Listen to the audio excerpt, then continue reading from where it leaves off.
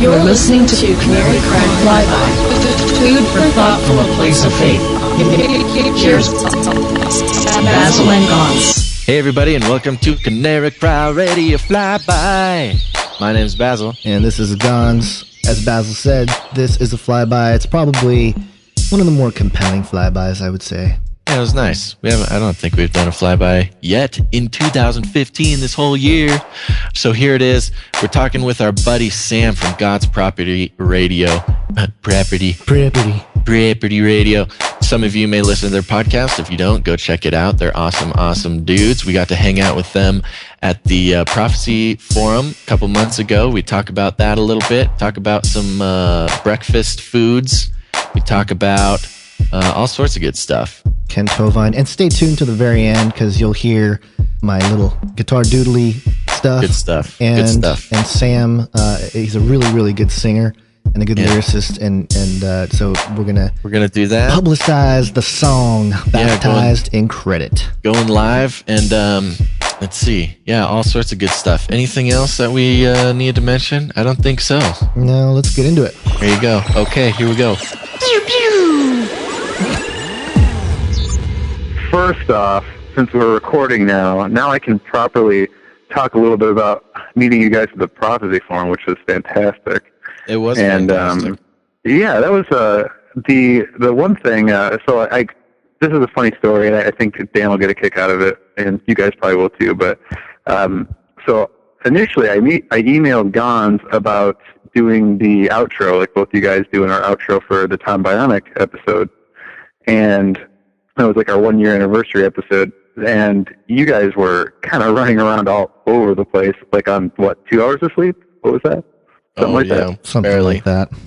I got 2 hours on Friday night, and then I got up to do the presentation on Saturday morning. Yeah, no, it was crazy. Yeah, it was insane. We were like zombies.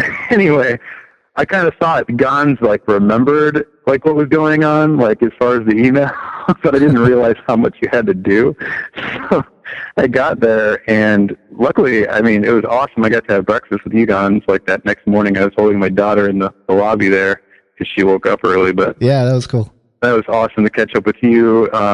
But yeah, I was mentioning to you, talking about music and possibly jamming on the guitar later or something. So fast forward to later at night, after pretty much the whole thing's over, you guys are doing your banjo and guitar dealie, and that kind of fell through because of the technical difficulties that were happening. That's right. We actually haven't even talked about that on the podcast. No, the worship that first night, huh? Yeah, that didn't happen. Yeah. Not important. Well, better time. Yeah. So anyway, those technical difficulties, I don't know if you want to go into the details on that, but what happened exactly other than technical difficulties. But not ours. Yeah, somebody else's technical difficulties. Yeah. So anyways, Dan and I were figuring, hey, let's do this outro with you guys. And so you guys were like, okay, and you guys were so tired. We get to the stage, and you guys pick up your banjo and your guitar, and Dan and I are kind of not knowing what's really going on because we were under the impression this is supposed to be an outro for recording, just dialogue, for the episode, and you guys are just kind of strumming your guitar and your banjo, and the most confused looks on you guys' faces, and you're kind of muttering under your breath. So here's Basil. He's like, so what are we doing? And Gonz looking back at him, I don't know. Basil, I don't know what we're doing. and then Dan and I looked at each other like, what are they doing? Finally, in about 3 seconds, it all kind of clicks in my head. I'm like, oh, Gonz thinks I want to jam on the guitar like I mentioned at breakfast. Oh. So then I turned to you guys, and I'm like, guys, it's totally cool. I just want to record a convo for the podcast. And it just gets silent for 5 seconds, like crickets.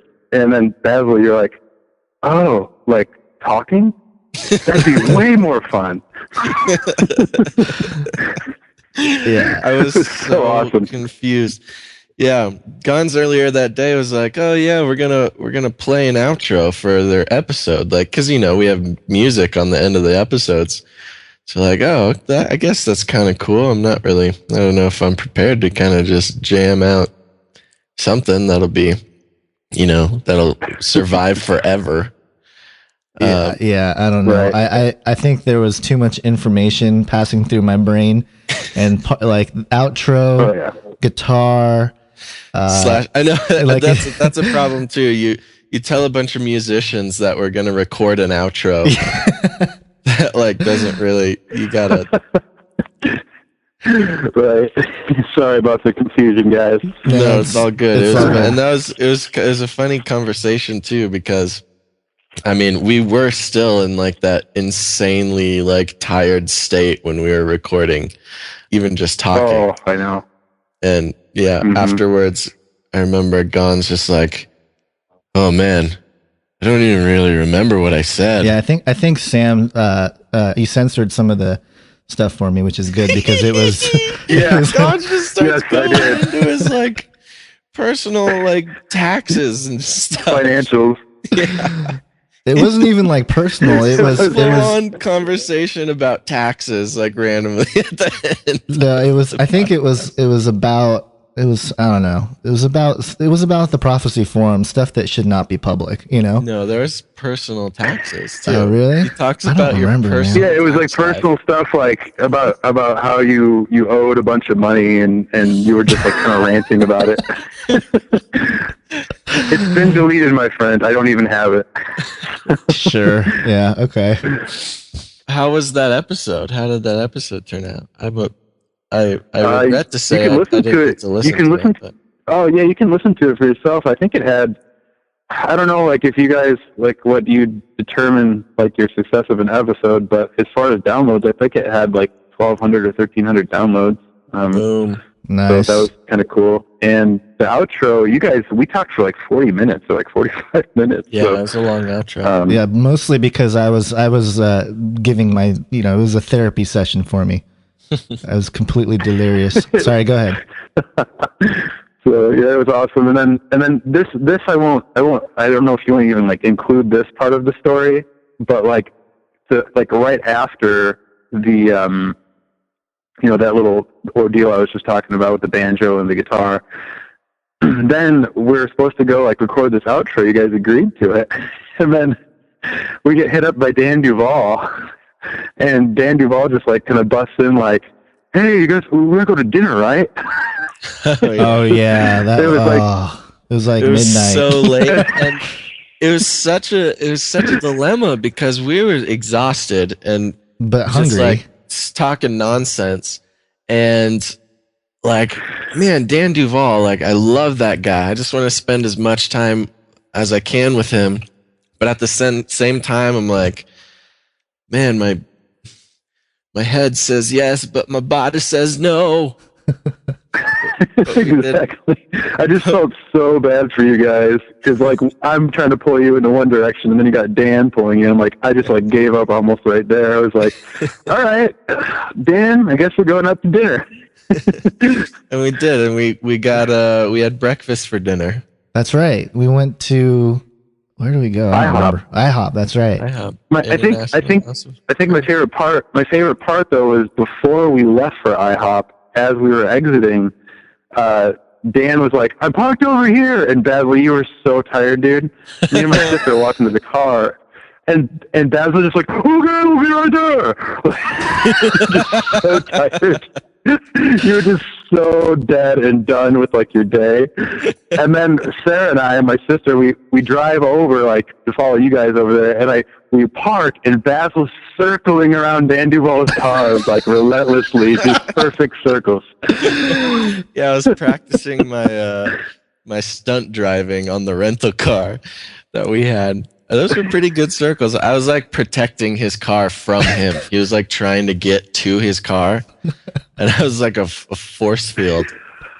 Oh my gosh! Oh man, it was I can't imagine what it was like in the car for like Audrey and Gonz, but just being outside watching it was like, give me some popcorn. Audrey was in the car too. I remember. That was the best part because Audrey is such a sweet, nice, kind of quiet lady, and it was like for a big portion of that, it was just silent. It was just silence in the car as we're just like stunt driving around this parking lot, and Audrey's just in the back, just taking it like a champ. Just not asking questions. Just got in the car with this crazy person. And just let Jesus take the wheel. How many people can say they were in the car with Basil and Gonz doing parking lot donuts, in the car? Only one person. Exactly. All right. Anyway. So, but when we got to IHOP, like just to cap it off here, I don't understand. I still don't know if I fully understand what exactly happened, but I do remember somebody. Well, this is my favorite Basil quote of the night. Kid? I want to talk about that, but real quick. Okay. I was having the vegetarian conversation with you. Yeah. And I was like, so like, what are the reasons why you don't eat, meat and whatnot? And you're like, all of the above, and I'm like, okay, that's cool. And then you got into like, but pepperoni, come on, man, that's just too far. Yeah, I mean, you gotta draw a line. I'm not dogmatic about it. I 99% of the time don't eat meat, but like, who's gonna eat pizza without pepperoni? Like, that's just ridiculous. And then bacon is just sort of like what the heck are you talking about? But you'd be surprised, and I mentioned this at the table, like, you'd be surprised how many people in real life I've convinced that pepperoni isn't actually meat, and like preserved my 100% vegetarianness in their mind just by being like, no, dude, pepperoni's not meat. They're like, oh, I mean, it just shows like the education of meat on people. They're like, what? Really? I guess I could see that. Like, they totally take my word for it. And then I have to repent for lying. And also eating pork. So, yeah. But yeah, what was up with, so the final thing I wanted to just tackle here, what was up with the kid? Because the kid comes to the table, like, randomly, Basil, you'd gone to, like, the bathroom or something, and then you came back, and not too long after, this dude just kind of hands you a cell phone? Yeah. What was up with that? Yeah, okay, so when I went to the bathroom, there was, like, a gaggle of high school kids sitting in the lobby of IHOP. And, they're having fun, as high school kids do. I mean, I don't think they, like, were intoxicated or anything. Seemed like a really wholesome situation. But there was probably, like, 8 to 10 of them. And I'm, like, walking past. Oh, no. I went to use a telephone, is what it was. And so I'm walking out of the IHOP to make a phone call, and this group of high school kids just look at me, and I was all dressed up, and they really liked my outfit. And as I'm passing them, they're not talking to me, but they're like talking to each other, like, "Oh, look at his outfit. Oh, look at that guy." And I had like my top knot, and like, I don't know. I guess I just look like a crazy person in the Midwest or wherever. You kind of had this like Mitch Hedberg thing going on. Yeah. Yeah, I get that a lot. So I mean, just like the quintessential like crazy California guy, I think is what some people would describe me as. And so I do that. I walk out the door. I'm like, oh, okay.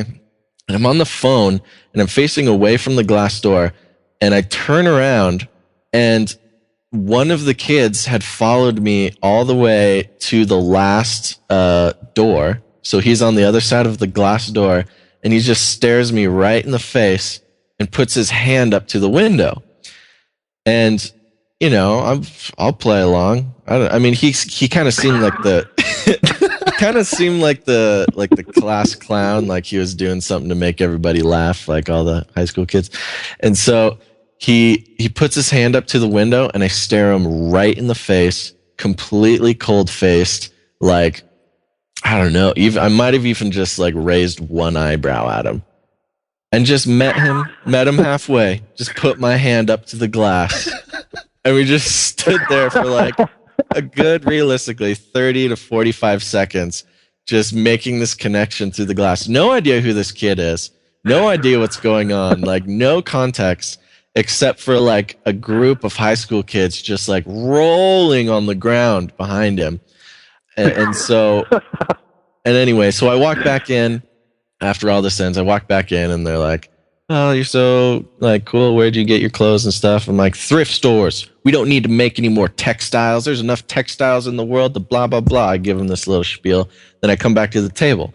Well, apparently this ingratiated me to them so much that the class clown kid steals another kid's cell phone in the group and comes and gives it to me for safekeeping. And so I'm holding on to this kid's cell phone for like a good portion of the meal. I almost kind of forget that I have it. And then anyways, long story short, the kid whose cell phone I had finally figures out I have it. And he came and very sheepishly asked for it back. And then I grilled him with the 20 questions. He had a girl on his screensaver, so I had to know who that was. And anyways. It was so random. It was the most random thing. Just making friends. We're just like everybody at the table is just like, what is going on? Yeah, because you guys had we had no clue. A kid just hands me like I'm in like some Born Identity like situation where I get handed a cell phone by like a random person and then I answer it and have to run off and like save the world. But no, it was a good time. There was like 7 or 8 of us or something like that. Oh yeah, sitting at that table. yeah. It was a big crowd, and I just like purposefully didn't. I just ignored it. He handed me the cell phone, just like put it down, and like we sat there for a little bit until somebody. I think it might have been Dan or you or someone, just like, "Wait, the heck is up with that cell phone, Basil?" Oh, don't worry about it. Anyways. It was a good time. That was awesome. I'm glad that we could get that out. Yeah. Now the world knows. Okay, so we're here for a reason. Yeah, this isn't story time. Oh yeah, that's right. So this is I hear you have something interesting to tell us about. I kind of get the gist of it, but I'm not really sure what the heck's going on. I know that this was important enough for me to get up early in the morning, well, before 12. And get on the internet here. Well, it's definitely important enough. Not necessarily me saying it. I don't care who says it, but it's an important thing. So I'm glad that you got up before 12 to hear about this. It wasn't easy. So why don't you start from the beginning? Tell us what's up. All right. So, okay.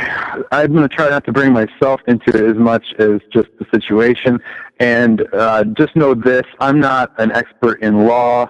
I don't know a lot about all the different charges that have been brought into this case. I know a few things about it. I've been talking to a lot of people on the podcast, but I'm also, how many episodes have you guys done? How much of the information can you just like rattle off? You know what I mean? Right. Off the cuff, that you take in on every episode. I mean, there's only so much I can do if I'm constantly doing new episodes. So, what I will say is, you guys are familiar. I guess this kind of like goes back to, let's just talk about like in Age of the Sea. Gonz, you referenced the movie Age of Aquarius. Yeah. And or Age of Evil. Sorry, Aquarius. The Age of Evil by Keith Thompson. Yeah, right. So I checked that film out, and I had already been into like Kent Hovind and some other of those dudes that are mentioned in that film that we're talking about, the NWO back in the day. But Kent Hovind for me was somebody like a huge deal in my faith, in being able to articulate, the whole evolution, debate, and just kind of like win that conversation within the first 5 minutes and talk about, well, which evolution, you know what I mean? And so, I mean, there was that, and then there was the whole, what do you call it? I'm trying to think here. The whole like legal realm, the whole New World Order thing. As I was going through that paradigm shift, so to speak, I would say that Kent Hovind was kind of like my safety net. You know, I'd be hitting up his lectures. It's a very vulnerable time, as we all know, when you're coming to realize all that stuff. So near and dear to me is Kent Hovind. But in your, you referencing that film, I checked out, Age of Aquarius or Age of Evil, Aquarius by Keith Thompson, and that tidbit of information that he drops in there about Bill Cooper, Fritz Springmeier, John Todd, Randall and Bear, and Kent Hovind all being silenced within a 5-6 year span of time. That's kind of interesting. That all those dudes were silenced. 3 of which are gone, and 2 of which are still alive. One is in prison. Fritz Springmeier is the only one that's out of prison and alive, as we know right now. And I think he's been on Alex Jones fairly recently in the last couple of years. But yeah, and he's a guest we're going to have on in the future as well. We've reached out to him. Oh, awesome! So go ahead. Sorry. That is awesome. Good for you guys. So Kent Hovind was one of those 5 that was silenced, let's just say, and Kent was attacked allegedly on the internet. It's for tax evasion is what they're calling it. Now, all of the sources that I've been interviewing, like Ernie Land, who is the trustee or was the trustee of Creation Science Evangelism up until 1999, until Paul J. Hansen, and I'm trying to think of the other guy, and I can't remember the dude's name off the top of my head, but those 2 dudes took over and kind of changed some things. If anybody is listening to this and wants to hear from like those individuals, I have pretty extensive interviews with them on godspropertyradio.com. If anybody wants to hear them and just get the other side of the story of what's really going on. Essentially, one of the big charges that Ken was, taken under for was the structuring issue, which I don't know a ton about structuring. I know that it was something that was created during I think it was the 90s, the war on drugs, like kind of thing, whatever was going on. Towards the late 90s, it was being created, or again, like I could be wrong, so don't quote me on like dates. I shouldn't even throw those out there. But basically, structuring has to do with how many transactions somebody does with their bank, whether it be withdrawing or like depositing. So, like for instance, we run a campground, and we're a business, so we can only deposit like. It has to be 10,000 at max, like, every transaction. Like, you can't do any more than that for the structuring, codes and all that were put in place. Otherwise, if you are to do that, then you could be subject to going to jail, basically, which is, a whole other conversation about, the laws or codes and statutes and all that stuff. But, essentially, that's kind of like what happened. They were doing all these transactions. One has to understand that Kent Hovind himself was not a corporation. He did not have a 501c3 status as Creation Science Evangelism. And I also want everybody to please know this. If anybody has studied or at least knows a little bit about it, I know you guys talked to Rob Skiba early on in your podcast, and you guys had kind of covered the sovereignty issue in that first like half hour, I think it was, and you talked about like capitis diminutia and all that stuff, the legal rabbit hole. Yeah. So that's a tough one. I'm not like that well versed on that stuff either, but I find it pretty fascinating. But basically, Kent Hovind rescinded his Social Security number in 1974. So he's been doing everything as not, in the world, not of the world, so to speak, Right. And so with free man on the land kind of thing. Yeah, kind of like that. But we also have to be careful, as we know, with like the way that we talk and the words that we use, because a lot of people call it like the sovereign citizen movement, and citizen comes from the word city. A citizen is a subject, and we're not subject to anything but God, really. We shouldn't be subject to the state, and that's a voluntary, contract that's set up without us, really, any of us knowing it. Yeah. But Kent came to realize these things, and Kent befriended many other people. He was very successful at what he did with creation science evangelism and Dr. Dino or Dr. Dino. I forget what it was called, the park that he had, but in Pensacola, Florida, they handled that such as there was no charge for anybody to come in and go on any of the rides or do anything. Obviously they could buy like videos or T-shirts and stuff like that, but as far as like coming to the actual place, it was a ministry and it was donation only. So some people would come through this place and they would pay absolutely nothing. And then some people were so touched by the Hovens that they would, they had some money in the bank and they would write, I guess it probably wasn't uncommon from what I've been hearing, like, a $10,000 check could be written to the Hovens. So right. You can see that the Lord was really blessing Kent and his family, and I truly believe, I'll just get into the whole employee thing. Kent's employees were not employees. He ran it as a mission, as a ministry, so everybody was a missionary. And it was understood, and he hired many college kids from Christian college nearby, and it was understood basically that they would not pay them, they wouldn't file taxes, et cetera, but they wouldn't pay them, they didn't have a going rate, but it was understood that they would be compensated fairly for their service to the Lord. So that, I'll take care of you guys, but I'm not going to give you a set rate. I'm not going to, we're not going to file this. We're not subject to that because we're under God and we're not under the state, Right. So essentially that's how he did everything. I know that may sound a little crazy to many people listening, but I happen to be one of those crazy people that thinks that that's pretty legit. And if you know what you're doing with all that stuff, and I'm not saying I don't know anything about it, but God bless the people out there that have the guts to realize that, at some point, when are our, any of our rights, like when do those completely dissolve, and what's the driving force or the thing that binds us to even obey those things? You rather obey God than man, right? So that's kind of the gist of what happened.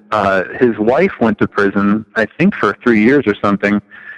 He's been in prison for 8+ years now. He should be getting out in February, but they recently threw 3 brand new charges on Kent, and I don't remember all of the charges. I know it has to do with mail fraud, and I know that the mail fraud thing really can't stick because the package was actually hand delivered by a family member, so it didn't actually go through the U.S. Postal Service. So right there's no way for them to have any jurisdiction over in their mail system.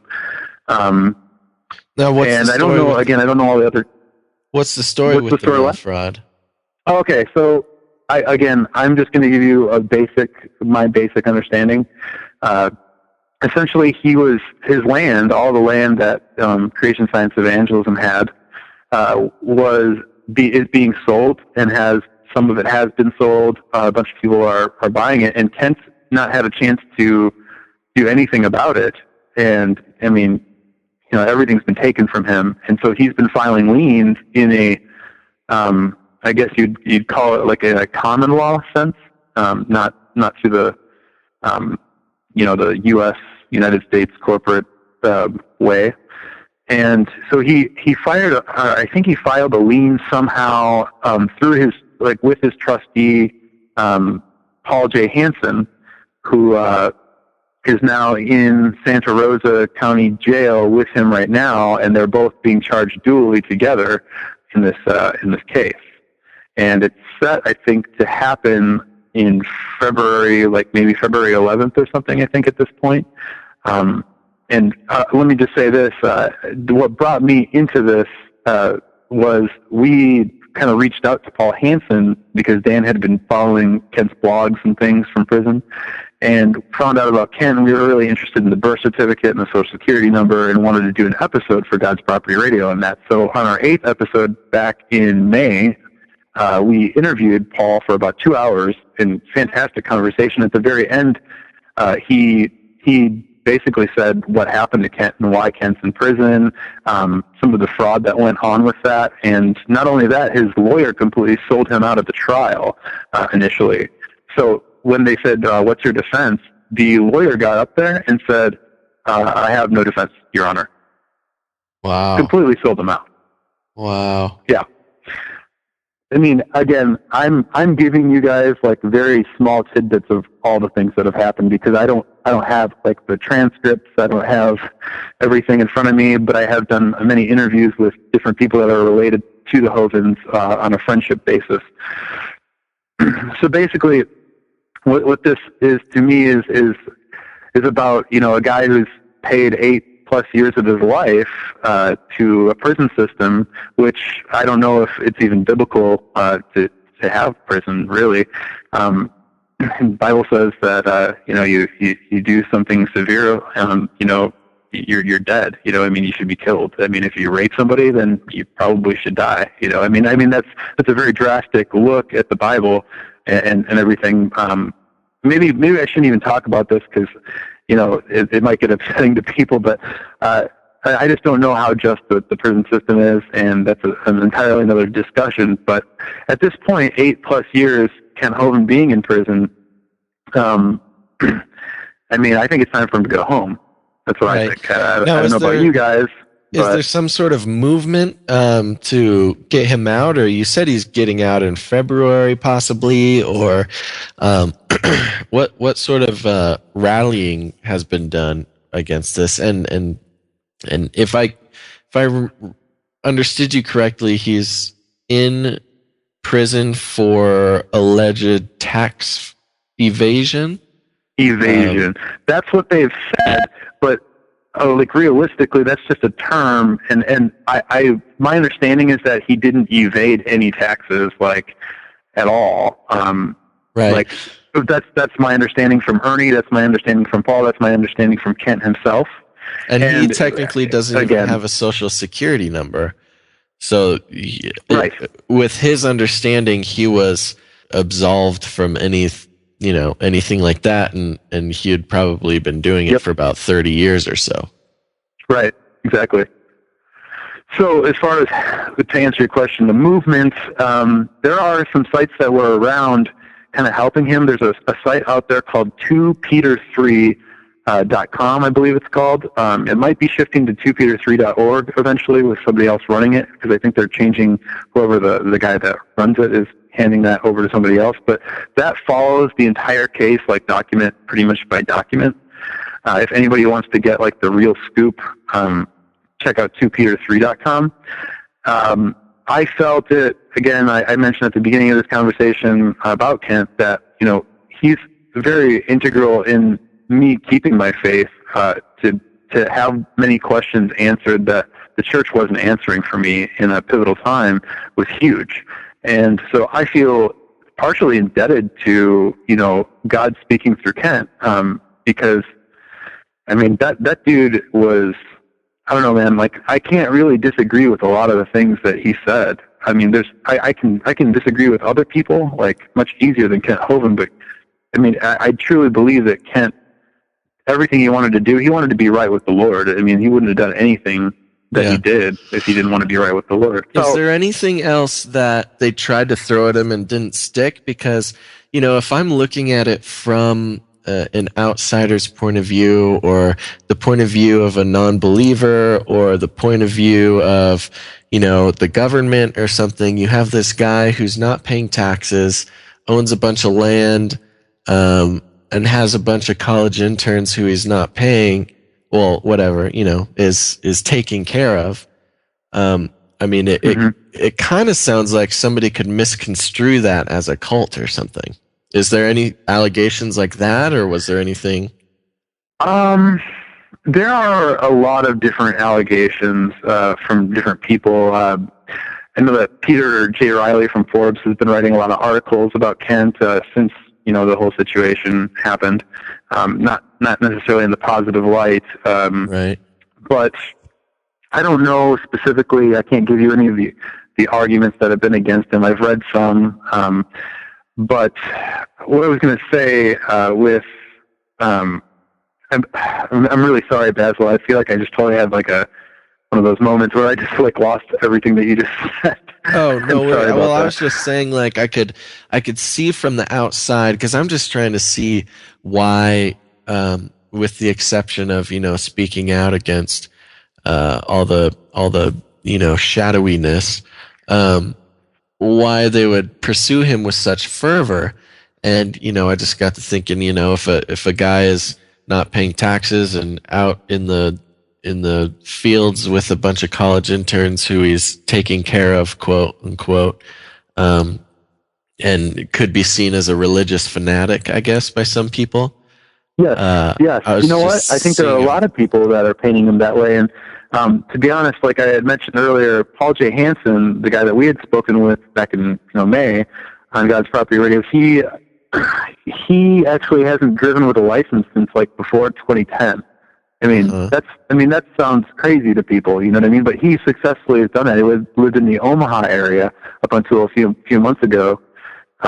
Challenged personal jurisdiction. Took him 2 months to get him from Omaha to Santa Rosa, which is crazy because that trial was actually supposed to go down, I think, in like December, Right.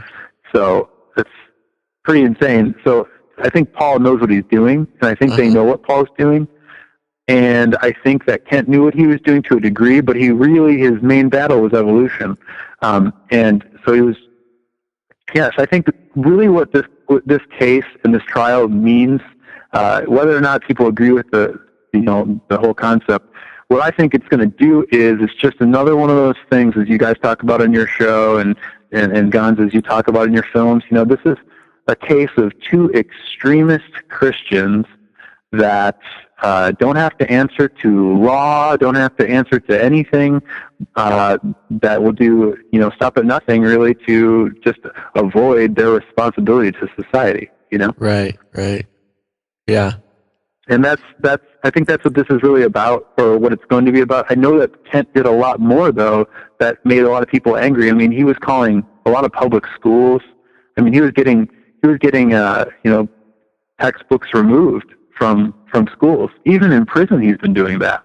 Wow. He's been telling people have contacted him in prison, and he's been like, yeah, it's been this many years, and this specific thing in this book is totally bogus. It's been proven wrong, and they need to get that out of there, so they have to remove the whole book. It's like things like that he was doing, and people have been in contact with Kent and trying to still he's also, I want to mention this, Kent Hovind has led over 700 men to Christ in prison in the last 8+ years. Wow. That's incredible. So it's not like God can't use him anywhere. So right. Yeah. Right. Sorry, I was just going to say, to sum it up, I felt compelled with what I was saying before to start a website, not necessarily with documentation or anything, but just a support, like kind of a hub, as I get articles from people that are written in a positive light towards Kent, as I get people covering the trial, conversations with Kent, conversations with Paul, conversations with anything to do with this trial. I'm just going to keep posting them to this website that I just started called freekent.com. So if anybody wants to go there, you can hit the donate button, and your money is going to go straight to Kent. We're trying to print T-shirts right now. I know that Ark from Destiny Lab, he's kind of involved with that with me. We're trying to get these T-shirts made right now, and it's like $25. You get your own free Kent shirt or a Hove Vindication T-shirt, and the money goes to Kent. So.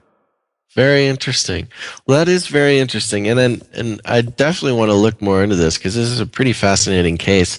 Myself and Gonz have been pretty interested in just the concept of, what did you call it? Not the free man in the land, but like legal control. Essentially, yeah. I just call it like, legal fiction, whatever you want to call it. It is. That's exactly what it is. Yeah, legal fiction. Yeah, we're born into this system, and just as little bitty babies, we're given paperwork that that just sort of binds us into the system. Yeah. It's funny because I had recently heard a guy, I don't remember the guy's name, and I'm not going to look it up right now, but he basically renounced his birth certificate.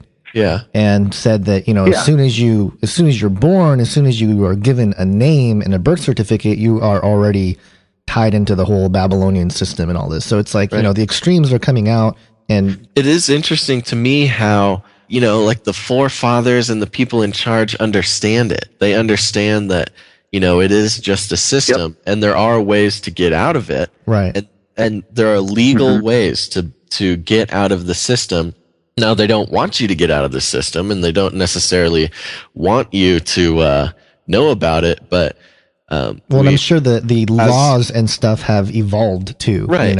Well, and as we've seen in very select cases, people are able to get out of the system, and it's honored. That choice to get out of the system is honored more or less by the system itself. It's almost like, and this might just be me projecting, but I almost feel like the forefathers and the shadow people almost kind of like see that as sort of an enlightenment. If somebody's able to grasp onto the fact that they can actually get out of the system, they may not like it, but they might respect it. I don't know. Yeah, no, I hear you.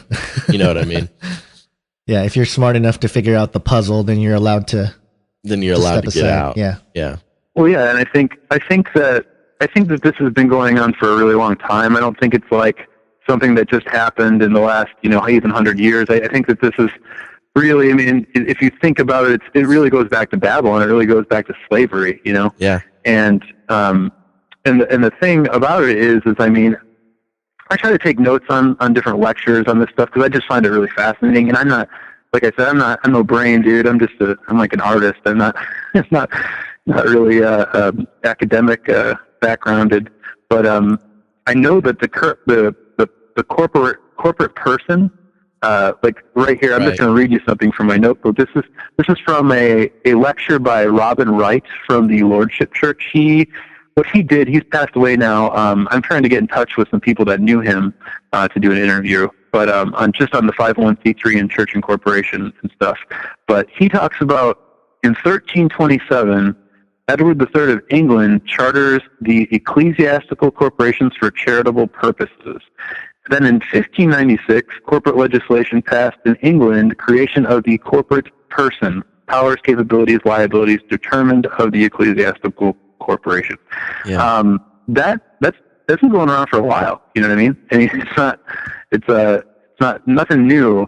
And if you look up corporate personhood and that kind of stuff, you go down those rabbit trails. Anybody's listening, you can look it up. The word person it can mean corporation. Yeah. So essentially, the background of the whole thing is your name, the name that your parents think that's so original that they chose for you, is copyrighted by the corporate United States. And that binds you. That's a contract, as we were talking about. And everything's done. We are property. Right. And everybody has one that we know, for the most part. But what I found really interesting was doing the interview with Paul Hansen back in May, was that Paul, we were talking about how an American and then a United States citizen, like via 14th Amendment citizen, is totally different. Like, he considers himself an American. Like, he's not a citizen. Again, like the word citizen is like, a subject. Right. And he's not subject to that. But he's done a lot of proper paperwork on how to get out of that, and he has a couple websites. I think there's one, pauljjjhansen.com. You can read a ton of stuff on that, and then I think he has freeinhabitant.com or something like that. But he's written extensively on this stuff, and that's what he does. He actually has a lot of, I don't know everything that he did, but I know he owned a bunch of farmland, and he also owned a bunch of properties. So he's actually lost I think around like $3 million doing this stuff. Wow. I mean, like he's gone to jail, I think, just on little things, you know what I mean? Like as he learned how to do all this stuff, you know? Anyway, he said that he had a friend that went to Vietnam, I believe it was. And so his friend, they swear you in when you're about to, go in for the service.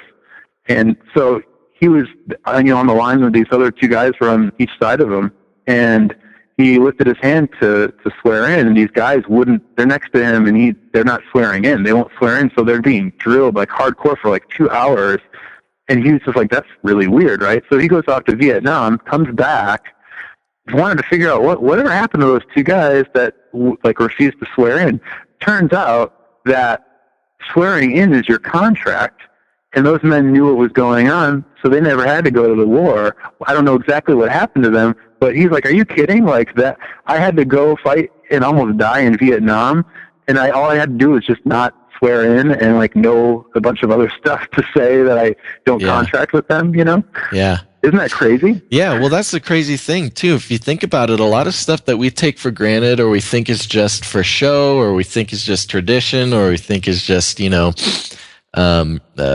just for, whatever, is actually legal actions that you're taking and binding contracts that you're making with the system, not even, it's hard to even call it a government because as most people here on the show know that, the entity in control of America right now is not necessarily the original government. It's a corporation that's right. Basically been hired to run the country.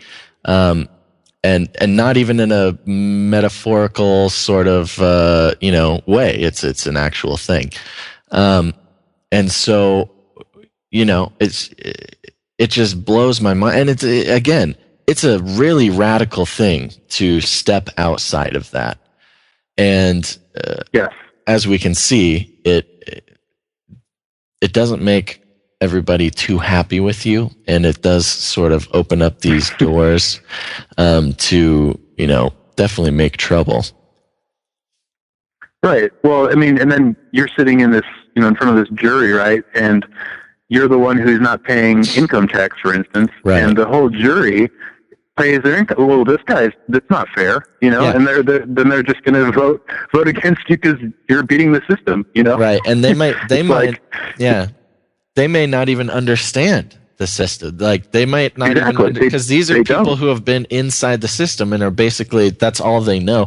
I mean, that blows my mind when I tell people, when you try to actually explain to somebody that like, you don't actually, like the government isn't actually real. Like, it's not a real thing. It's just something we sort of made up and like you're born into it and you're not necessarily like, you don't actually have to belong to, the system, like, and they just think you're just a hippie stoner.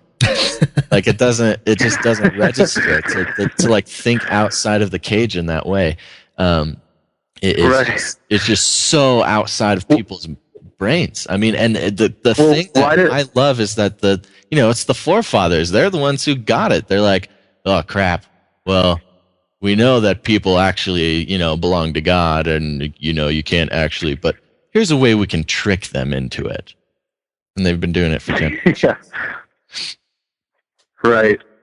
No, and what really turned me onto this subject was actually a film by Leonard Ulrich. You guys know Leonard Ulrich. He did the Secret Societies and Biblical Prophecy, Volume 1, Wars and Rumors of Wars, The New World Order.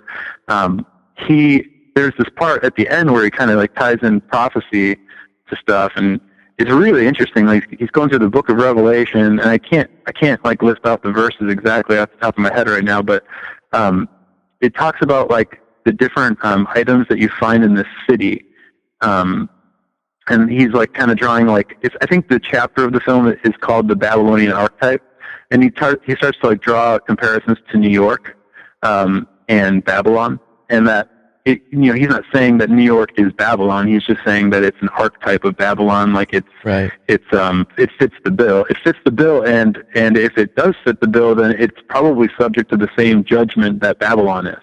Right. And he says, you can get anything in New York, right? They say you can get anything you want in New York, and so he talks about in this sentence where it's describing Mystery Babylon or whatever. It says, there's a bunch of items that you can get in the city, and it says the last two items in the city, like Leonard basically says, he's narrating, and he says this verse is extraordinarily accurate because the last two items in the city are slaves and the bodies and souls of men, and the souls of men, or whatever it is. So he goes. He says the United States was allowed to become the world's biggest debtor nation when it became bankrupt in 1933, eventually along with all other nations, because your birth certificate is a bond. You are pledged as collateral on the debt of your nation. You are traded as a human resource on the stock exchanges of the world, especially in New York, the home to the world's largest stock exchange. And that was, for me, when I watched that film, like that was like the straw that broke the camel's back. Like I had heard so much already, with Building 7 and all that other stuff, and it was just like, that was like, this is one thing I have to start studying, Yeah. But as I really do feel led by the Lord to look into this, I think that all of us should be looking into this. I'm not saying that everybody needs to act on it, but I think everybody should be aware. And the reason I think the Lord led me into this is because at one point I went into Wikipedia, of all places. Sorry to reference Wikipedia, but when I had been turned on to Hovind, and I couldn't find anything about his case, but I knew that he was in prison and he had been helping me so much, just by watching his videos. I did check the Wikipedia just to see what he was being arrested or what he was tried for. And if you will read his Wikipedia, they make him sound like a complete moron. I mean, really? Like just to the umpteenth degree. Yeah, no, I've read that. But I want to point this out because a lot of people don't get what he was trying to say when he was saying these things. And, we can talk about the meanings of words and stuff, but this is just an excerpt that was on Wikipedia. It says, after being indicted, Hovind claimed incomprehension to the charges, telling the court, I still don't understand what I'm being charged for and who is charging me. Magistrate Miles Davis asked Hovind if he spoke English, to which Hovind responded, to some degree. Davis replied that the government adequately explained the allegations and the defendant understands the charges whether you want to admit it or not. Then Hovind stated that he did not recognize the government's right to try him on tax fraud charges. So you guys have probably heard about the whole stand under, understand. That's what Kent was saying. He was saying I don't stand under your authority. I don't recognize. I do not contract with you, because if you go to Black's Law Dictionary, for instance, I have the 5th edition, not with me, but I have written some definitions in my notebook here. And if you look up the word recognize, it brings you to, it says see recognizance along with the definition of recognize. So if you go to recognizance in 5th edition Black's Law, recognizance states that it's an obligation entered into before a court or magistrate duly authorized for that purpose, whereby the recognizer acknowledges that he will do some act required by law which is specified therein. Isn't that interesting? Yeah, that is interesting. So all I'm saying is Kent Hovind knew it was up, but when you read that, you're like, this guy doesn't comprehend, he doesn't understand, this guy's retarded. Yeah, no, I mean, that's totally get that's it. The only way to take it. When in fact he knows better than anybody what's going on and isn't getting fooled into, into compliance with something. Yeah, exactly. Probably over the head of the judge that was saying that. Right. It was either over the head of the judge or the judge was, using it to his advantage. Right. Right. But no, that's really fascinating. And this opens up a lot of conversation about this. And it's been a while since we've actually talked about this, and it's been a while since I've actually spent any time thinking about it. So I'm kind of glad that this we got to have this conversation. What was the website again you're starting? Freekent, FREEKENT.com. Okay. That is it's up now. I have some updates to do to it, but again, as I get more things, I will just keep posting them. Right. I wanted to recommend to you guys, if you want to do an episode on this topic, just to like get a factual documentation type of episode, I can give you the contact info for a guy who we just interviewed, and unfortunately our interview, our Skype cut out during the interview. And so I literally went off of my microphone to get this guy's voice, and it's like horrible quality. I didn't get anything off of Dan's computer because it crashed. Huh. But so it's a really lo-fi convo. If you guys want to interview this dude, he has this thing called the Declaratory Act. I don't know if you've ever heard of the Declaratory Act. He's done a lot of research on that and the UCC and stuff like that. You could probably put together about an hour and a half with him just on the legal stuff, and he'll walk you document through document through document, proving that this stuff's real. That's fascinating. Yeah, we're definitely interested in looking more into that. I mean, it might actually be one of the most fascinating things that I've heard of recently. So yeah, we'd definitely be into that. I'm sure our listeners would be interested in that. Everybody listening right now, if you want to get updates on Kent Hovine's situation, you can go to freekent.com and follow him there, get a t-shirt, do something like that. Sam from God's Property Radio, thanks for coming on, buddy. Yeah, thanks for having me, guys. You guys are a huge inspiration to us, so we really appreciate being befriended by you guys. So absolutely, and we love what you guys are doing over there, and I think we're going to do a little bit more stuff together here soon. I think Dan was trying to get me on there to talk about some things. And God's Property Radio, everybody, is a great podcast. If you haven't heard of it yet, go check it out and give these guys your support because they're really great. Gonz, anything before we take off here? Yeah, a few months ago, you had mentioned Leonard Ulrich. He's working on his second film, part 2 or volume 2 of New World Order, Bible Prophecy, and Secret Societies. And I probably butchered the name. It's all that stuff. And we'll have Leonard on to talk about it. It's called The Illusion of Money. Right. The second volume. And we'll have Leonard on pretty soon here to talk about his film. But in the process, Sam, you've been working on the soundtrack for the film, which I know what that's like, because I putting together Age of Deceit 1 and 2, that was a major part of what I had to do as a one-man production team, was put together a soundtrack for the film. So it's cool that you're being the outsourced part of it, and it's probably much more artistically sound, so to speak. But you asked me, a few months ago, if I'd be interested in playing some guitar on one of the tracks you had, and you sent the raw track, and I love the song. Like, not because I play guitar on it. Like, I legitimately love the song because it's like the lyrics and just, I love it, man. So can you, we're going to probably end the show with the song. Can you tell us a little bit about like what inspired you? And I think that actually the lyrics play nicely with some of the things we talked about in this episode. Yeah, I don't have the lyrics with me right now. I know a bunch of them, and I'm not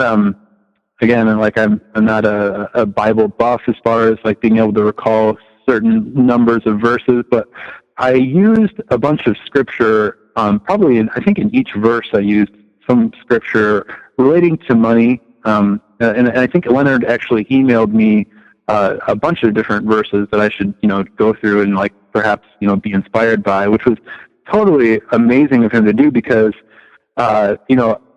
it's when you write a song around scripture, I mean, that is just like a totally different ball game. I mean, it just writes itself, and so I'm just trying to think.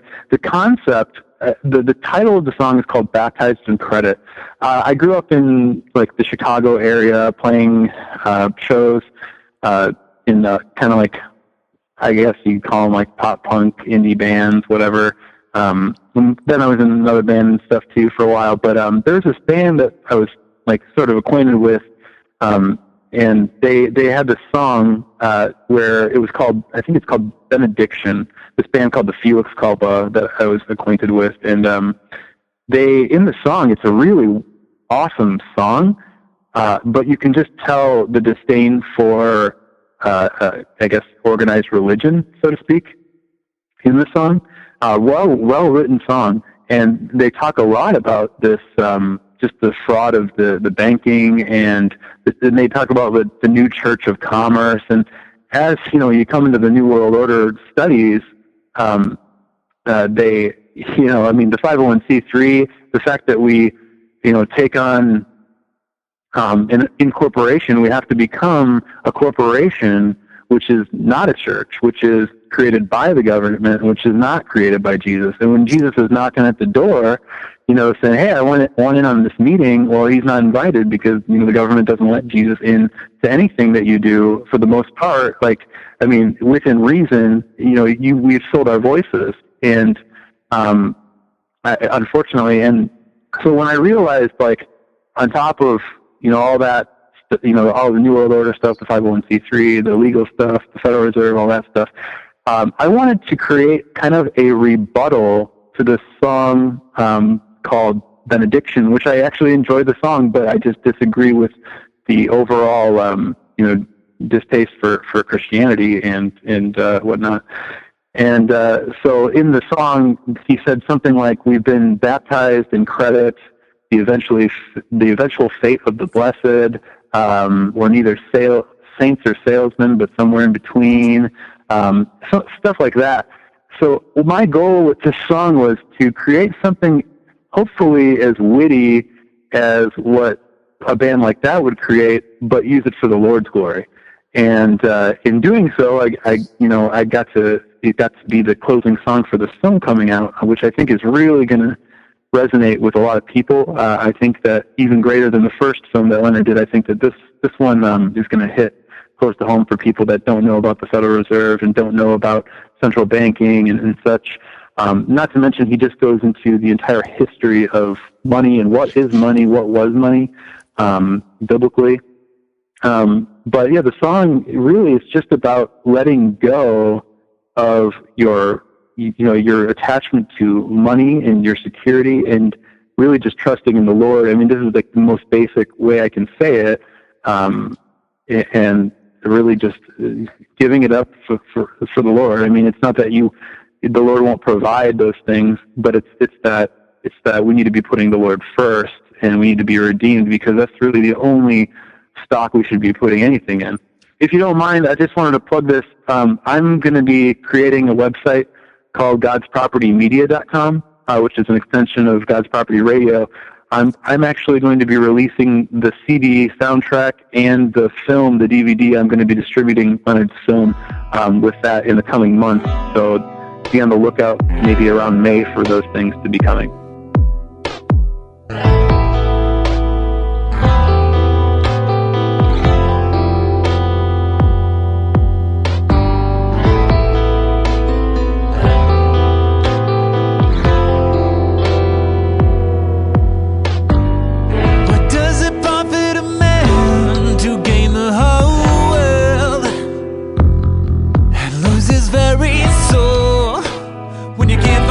To buy online.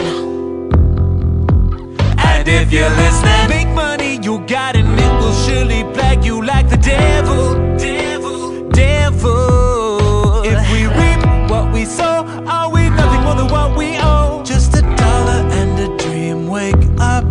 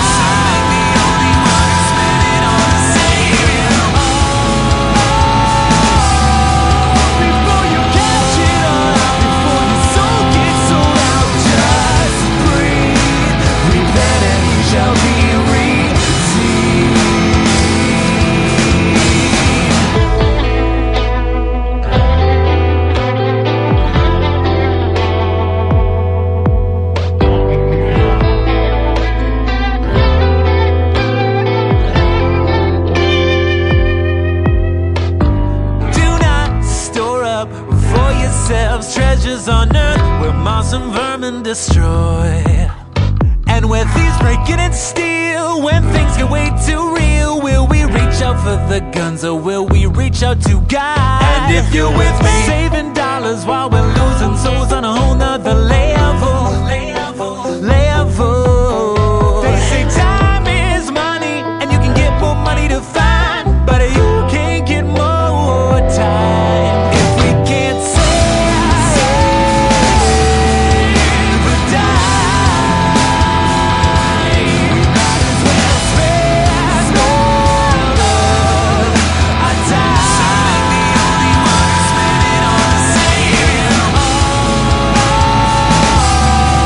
Before you catch it all out, before your soul gets sold out, just breathe, repent, and you shall be redeemed.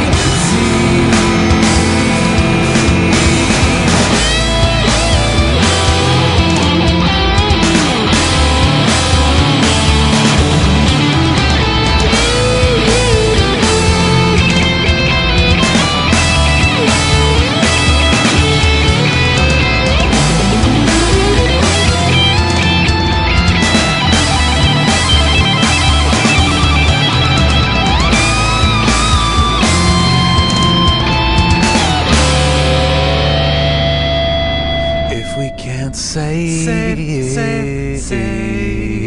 a dime, we might as well spend all of our time. If we can't save a dime, we might as well spend all of our time. The only one who's spending on the same. Before you catch it all out, before your soul gets sold out, just breathe, repent, and you shall be redeemed. We can't save or die. We might as well spend all of our time. The only one who's spending on the same. Before you catch it all out, before your soul gets sold out, just breathe, repent, and you shall be redeemed.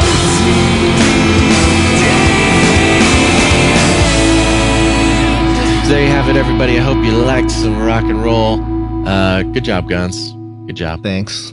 You're an axeman. An axeman. I am an axeman, and I'm glad I can use it for something worthwhile. You know. For Jesus. Yeah. I mean, Yeah. I used to, practice a lot for silly reasons. For Satan.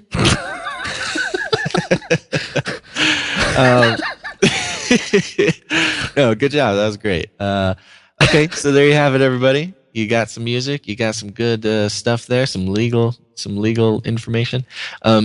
Before we wrap up here, Sam wanted me to inform everyone that if Kent Hovind gets sentenced again with these new allegations, he and Paul will basically die in prison. They won't be able to get out during their lifetime. So he just wanted to stress upon the level of importance of this case that's coming up here. And number two, if there's anyone out there who are Christian musicians or artists who want to submit original content for the Kent Hovind benefit compilation, they can email MP3s to godspropertyradio@gmail.com. So he just wanted me to give those little tidbits as a afterward. All right. Sounds good. If you have not yet, you can like us on Facebook. We love you when you do that. Well, we like you back. Also, we're on Twitter. You can follow us on Twitter. Go to iTunes, leave us a review or a rating because, people need to know. People need to know why you love or hate us so much. Also, if you'd like to support Canary Cry Radio financially to keep Gonz and I out of the gutter and still connected to the internet, We would so gratefully appreciate that. We're also appreciative of those who already do that. And if you want to join that club, you can go to canarycryradio.com. There you can sign up for a monthly donation of $5 or $10 or whatever. There's a whole bunch of choices. Dollars per month, which is just such a blessing to us. But if commitment isn't your thing, you can go ahead and leave a one-time donation of any amount you want. Any amount. It could be like $13.74. It could be whatever. So there. So that's the thing. Thanks everybody for listening to this Canary Cry Flyby. Make sure to tune in next time. And until then, think outside the cage.